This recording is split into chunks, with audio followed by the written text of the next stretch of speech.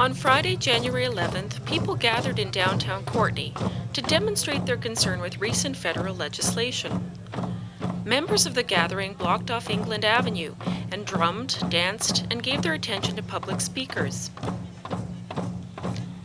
This gathering happened on the same day that Prime Minister Harper was scheduled to meet with First Nations chiefs to discuss their concern with the recent passing of Bill C-45 and the potential ramifications of this bill for the future of Canada's environment and the democratic representation of all its people.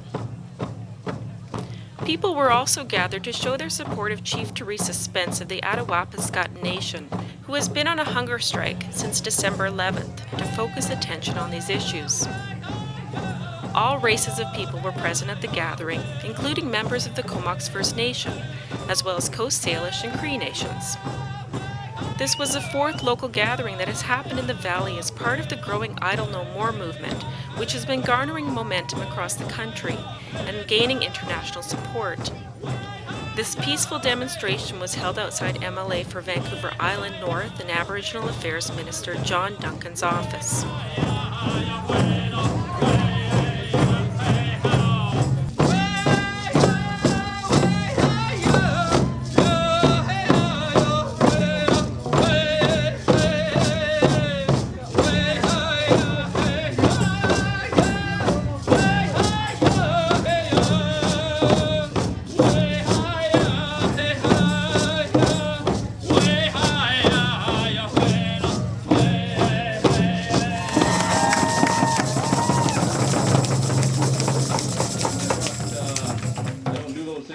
But I brought the sacred bundle here too, because I want truth to be what prevails here today, what prevails with the government and with our chiefs. That truth always comes through the sacred pipe like that. That's what it represents. So.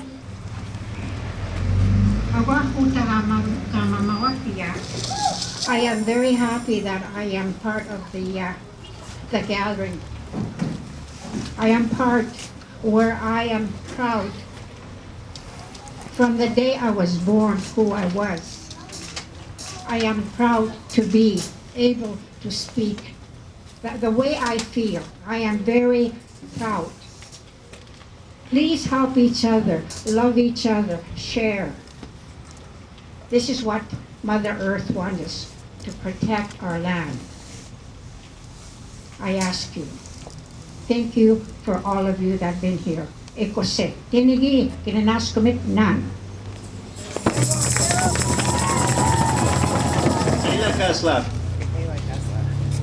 This is a momentous day for all of us, all across this nation. There's a lot of people across this nation that don't even know how momentous this day is. But we want to send that message of hope, of freedom, of faith in what we're doing. We're doing something that's very important, that this earth that we walk upon has been striving and craving for us to do. We've been abusing it for far too long, and the Harper government wants to abuse it even more. Boom. And what do we say to that? We say, idle no more.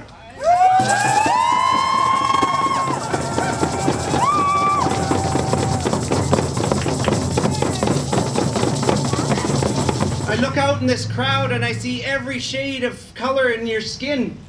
And that makes me really proud that we're all here together. There's people from all races here, and that is our strength. This isn't just an Aboriginal thing. This isn't just Indians banging their drums on the streets.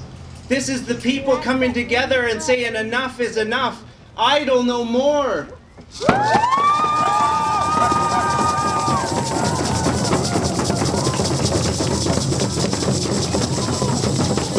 Here in front of our minister's office. This is the Minister of Indian Affairs, but he's also our representative in Parliament. And we believe what he's doing is supporting Harper and his agenda. And we're telling him as his constituents that we do not accept that. That is why we are at his doorstep. He may be in Ottawa, but let him hear our drums. Let him hear us say, idle no more.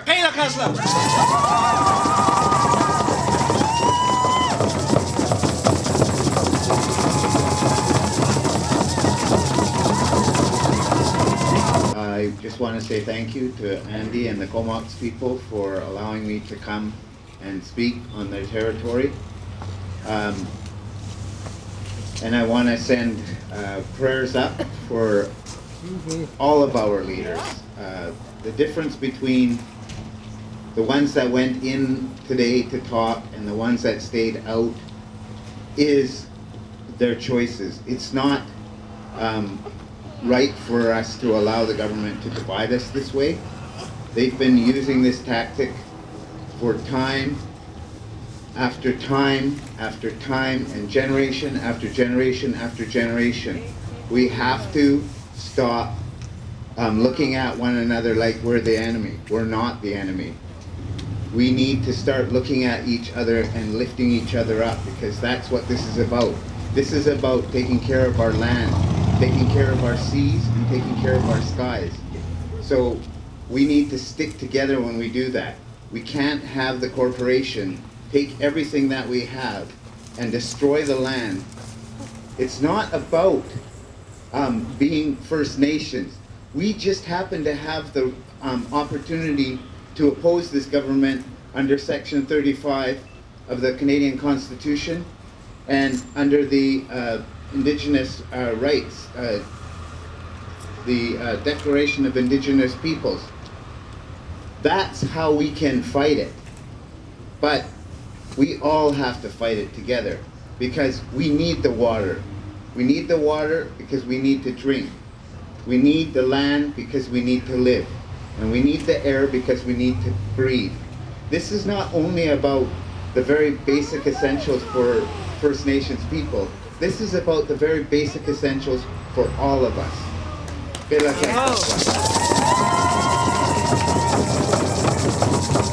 I recently became very concerned about genetically modified food, and so I've joined the anti-GMO group. And a couple of weeks ago we got word from someone in the States that over the Christmas break, the U.S. Food and Drug Administration approved a genetically modified salmon.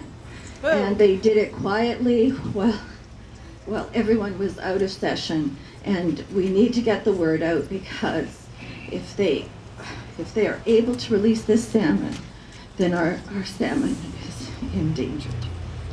So I urge you all to get involved and take up this cause, because they're not going to stop at anything. So, and I'm particularly upset about the salmon. Thank you.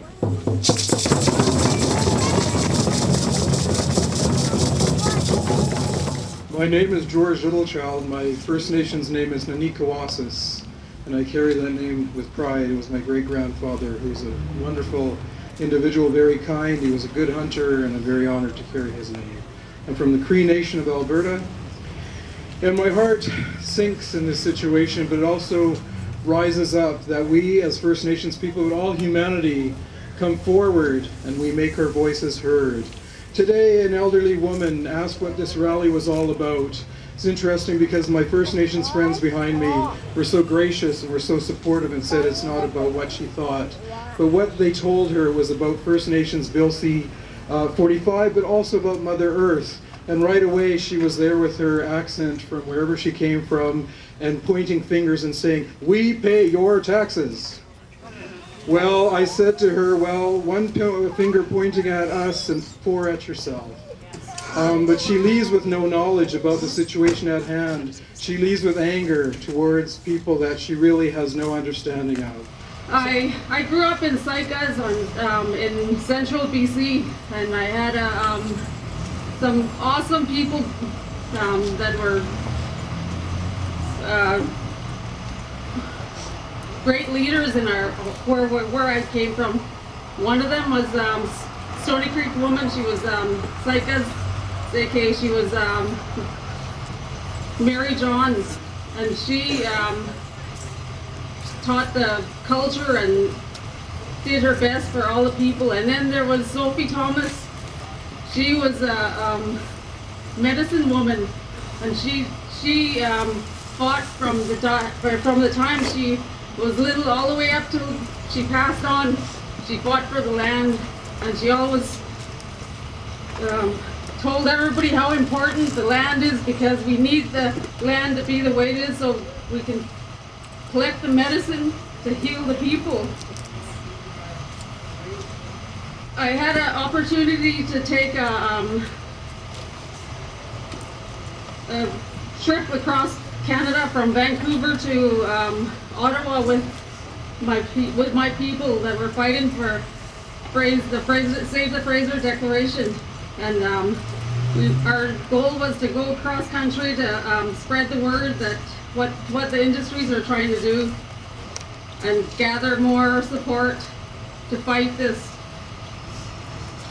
And I think we did a pretty good job. And I stayed in the background most of the time, and I just observed and watched and learned from what was going on. We had people that are in the heart of Alberta. They came and they were sharing their stories about how their people are dying from cancer, and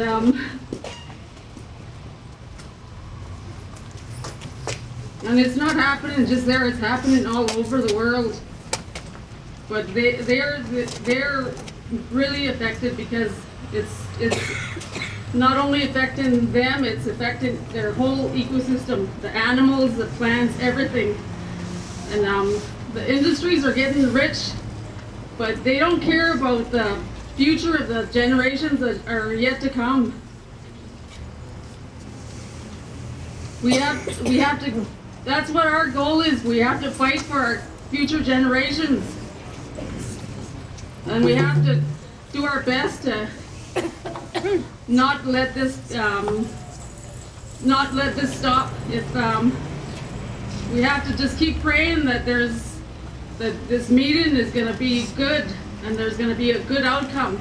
Idle! No more! Idle! No more! We're idle! No more! There we go. Come on, people.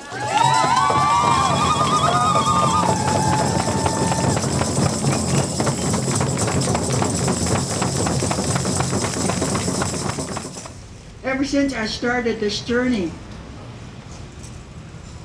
I'm from Village Island. You!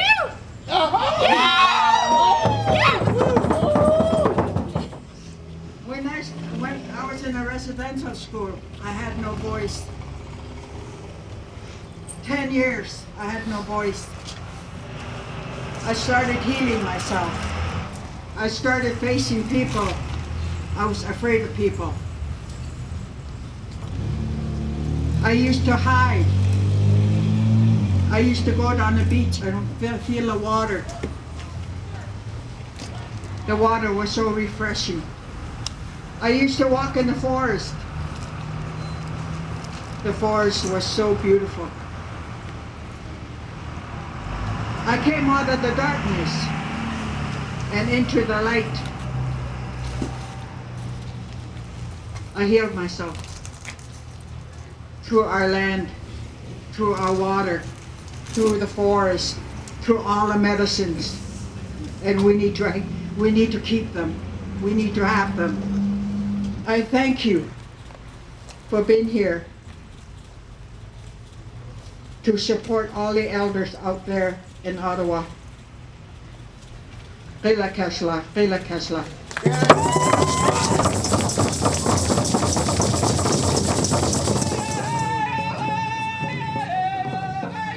The next Idle No More gathering will be taking place this Saturday, January 19th, outside of the Komoks First Nation's Big House at 3310 Comox Road.